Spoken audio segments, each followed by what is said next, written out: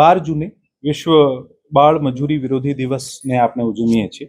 રાજકોટ જિલ્લામાં બાળ મજૂરીને લઈને ઘણા બધા પ્રયત્નો વહીવટી તંત્ર દ્વારા કરવામાં આવતા હોય છે. છેલ્લા 1 વર્ષમાં બાળ મજૂરી નાબૂદી હેઠળ 50 જેટલા બાળ અને તરુણ શ્રમયોગીઓને કુલ 36 જેવી સંસ્થામાંથી મુક્ત કરીને આનું પુનઃવસન કરવાનું આયોજન કરવામાં આવ્યું છે. સૌથી વધારે જે આપણે બાળ મજૂરો મળતા હોય છે આ સોફ્ટ સ્કિલની જે પણ ઇન્ડસ્ટ્રીઝ હોય છે તથા બિનજોખમી પ્રકારના વ્યવસાયો હોય છે, જેમ કે jewellery imitation, sari folding, packaging અથવા હોટલ ઇન્ડસ્ટ્રીમાં કામ કરતા હોય છે. જિલ્લા લેવલ ઉપર એક ચાઇલ્ડ લેબર ટાસ્ક ફોર્સની રચના કરવામાં આવી છે. જ્યારે પણ એવી રજૂઆત મળતી હોય છે આ ટાસ્ક ફોર્સ દ્વારા સ્થળની મુલાકાત કરવામાં આવે છે અને જિલ્લા લેવલ ઉપર આ ટાસ્ક ફોર્સ જે છે આની સમીક્ષા કામગીરીની કરતા હોઈએ છીએ.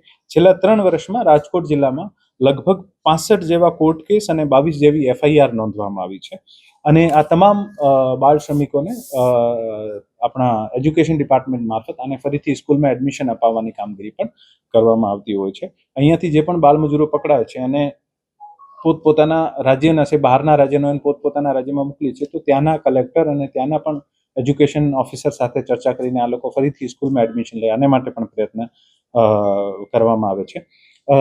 12 જૂને ચૂંકી વિશ્વ બાળ મજૂરી વિરોધ દિવસ છે, તો આને માટે સમગ્ર જૂન મહિનામાં જિલ્લામાં ચાઇલ્ડ લેબર ટાસ્ક ફોર્સ દ્વારા સ્પેશિયલ ડ્રાઈવ યોજીને રાજકોટ જિલ્લાને ચાઇલ્ડ લેબરથી મુક્ત બનાવવા માટે પ્રયત્ન કરવાનું અમારું આયોજન છે.